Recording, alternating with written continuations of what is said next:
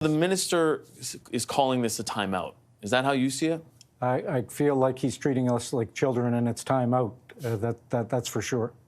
But do you think the way he's qualifying it as this is not really back to work legislation and this is not forcing you guys back to work, but looking for an option in the meantime? He's sending it to the CIRB, who report directly to him as the labor minister. He's using them as a police force, judge, jury, executioner, and he's told them what he expects and is only saying, do you agree with me?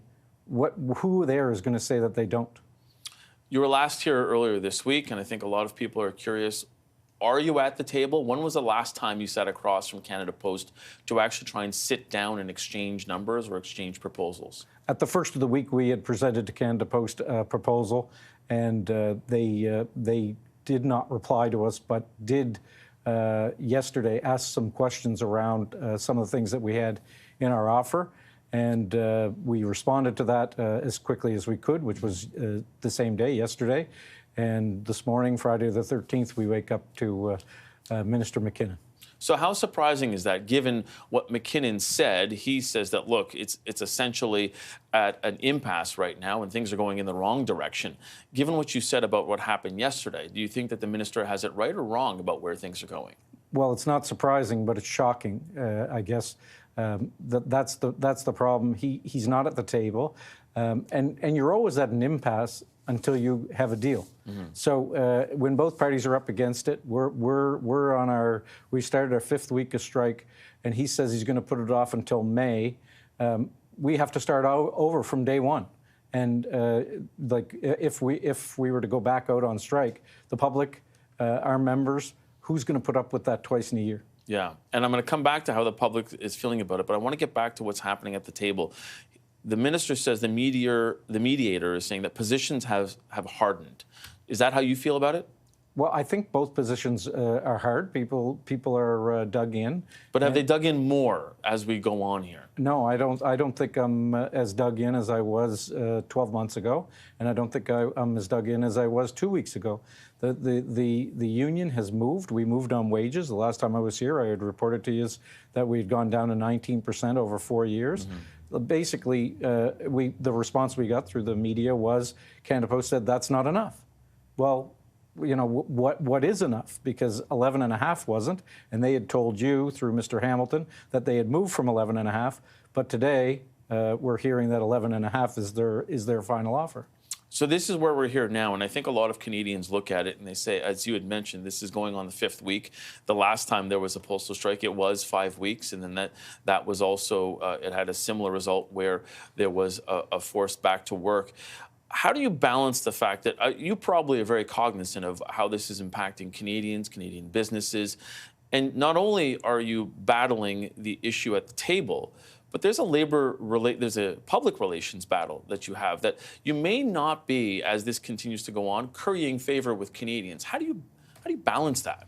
Well, we're last week the minister is telling us that he's disappointed in us, and today he takes away our charter rights, and we're disappointed. I can't tell you how disappointed I am, but Canadians should be looking at that, and it throws a bucket of water on negotiations for all unions in the country. So all those people that are unionized, that bargain, they curry favor with us because we bring things to the table that get on everybody's plate. But the minister's not letting that happen, and it's like having an albatross around your neck at this point because he keeps saying he's not going to order you back to work, and then he orders you back to work. And if the employers know that, and they're an arm of the government in our case, they know ahead of time, and why would they bargain with us?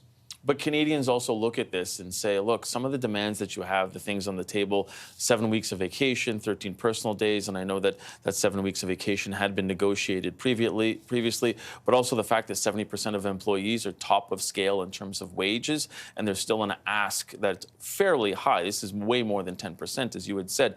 And I think Canadians at home go, I haven't had that type of raise either. Do you understand how Canadians feel like this has just gone on way too long and everybody needs to stop right now because the mail's not going, parcels aren't going, and it really is having an impact on businesses? We don't want to interfere with all those things. We wanted a deal before we went on strike. We wanted a deal every day of the strike. But myself and 55 other thousand members have not been paid, and this is our 5th week without pay. And we really needed something to happen without government interference. But as long as employers think that the government's going to interfere, that'll never stop. And because it doesn't stop, it's a race to the bottom for workers in Canada. They want people to work for 3 part-time jobs instead of 1 full-time job. And the things that you mentioned, the 7 weeks of vacation, you need 28 years to have that. We took a 0% increase in 1980 to get it. The 13 sick days, it's actually 10 sick days and 3 personal days, and they're under the federal Canada, it's under the Canada Labour Code. These are things that we don't have to bargain into a collective agreement. We already have the right to them. So these are the inflammatory words that Canada Post puts out to make us look like a bunch of greedy, entitled union people, and we're not. We're going for things that are just over the Canada Labour Code, which is the minimum requirement in the federal sector. Last question, because we only have about a minute left, and I know this might be a hefty one, but the minister is saying he wants to examine the structure of Canada Post so that it is sustainable going forward. Is the union open to that? Well, we've always been open to it, but he's done it under this.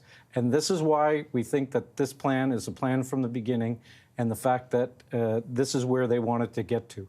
Because they can't do this under binding arbitration, because binding arbitration is something that moves very slowly in incremental ways. It's called replication, and they would never be able to do the things that they want to accomplish. And Canada Post and the minister are in bed together on this, and that's how we got here.